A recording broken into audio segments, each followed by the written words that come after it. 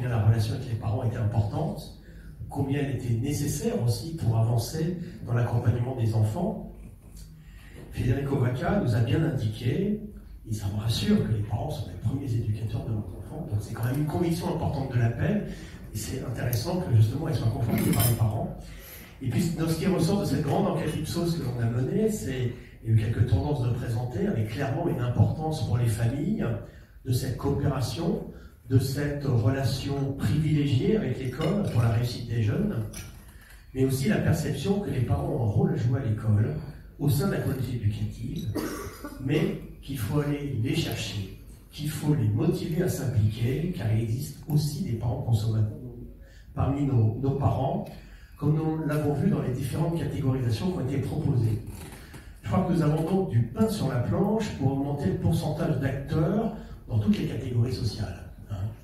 Alors, permettez-moi quelques réflexions. Je crois qu'en effet, on l'a dit, nous avons une société qui évolue, qui devient de plus en plus une société de consommation.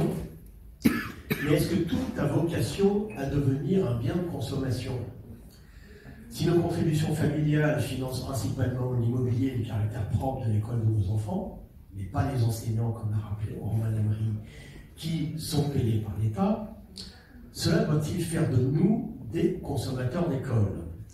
Est-ce qu'on peut avoir les mêmes exigences identiques à celles que nous aurions vis-à-vis d'un voyage que l'on ferait au bout du monde, par exemple? Est-ce que nous pensons qu'il existe, entre guillemets, un retour sur investissement scolaire? Ne sommes-nous pas plutôt invités à nous impliquer dans la vie de la communauté éducative pour lui apporter le dynamisme dont elle a besoin pour exister et être ainsi des exemples pour nos enfants par notre implication au quotidien? Certes, le temps nous manque, parfois. Mais est-ce que nous ne pourrions pas, nos parents, trouver une heure, par-ci par-là, pour participer à une action ponctuelle ou régulière? Donc, c'est l'exemple qu'a donné Jérôme tout à l'heure, où il demande 3 heures de participation à chaque famille.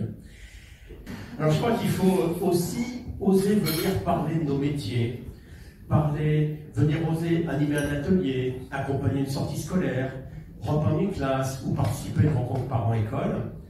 C'est ainsi que nous percevons mieux ce qui caractérise l'établissement scolaire de nos enfants, ce qui s'y vit au quotidien, tout en sachant rester à notre place de parents, ayant fait le choix de cette communauté éducative. Donc, il faut vraiment que nos parents osent être acteurs de ce qui se vit à l'école.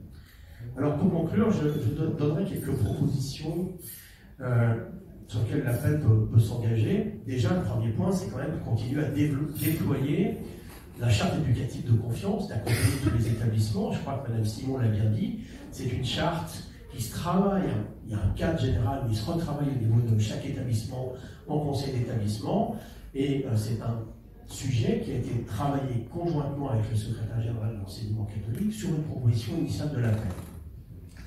Et puis, également, participer au conseil d'établissement, partout où ils sont présents. Je rappelle qu'ils sont dans le statut de l'enseignement catholique, mais existent-ils toujours? Et surtout, sont-ils toujours le lieu de la rencontre active de tous les membres de la communauté éducative? C'est l'équivalent des conseils de participation que vous avez en Belgique.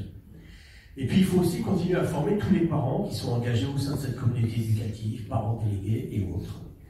Et puis, depuis quelques temps, on a une formation qui s'appelle les fondamentaux de l'appel, qu'il faut absolument continuer à promouvoir, parce qu'une partie explique notre histoire d'association de parents d'élèves et notre projet, mais également ce qu'est l'organisation d'un établissement catholique d'enseignement et la place et la représentation des parents en son sein. Je peux vous dire qu'à chaque fois qu'on la déroule, c'est une révélation pour un certain nombre de personnes qui y participent. Et puis il nous faut aussi toujours communiquer encore et mieux auprès des parents sur la manière dont nous pouvons être acteurs de la vie de l'établissement. Alors, ces actions ne sont pas nouvelles, elles ont déjà démarré pour un certain nombre d'entre elles, et je crois que les échanges de ce matin nous incitent à les renforcer. On a donc un travail important à effectuer, on va s'y atteler avec passion, comme on l'a toujours fait, et en tout cas, je voulais vous remercier toutes et tous pour votre présence aujourd'hui, et je vous souhaite une excellente journée. Merci.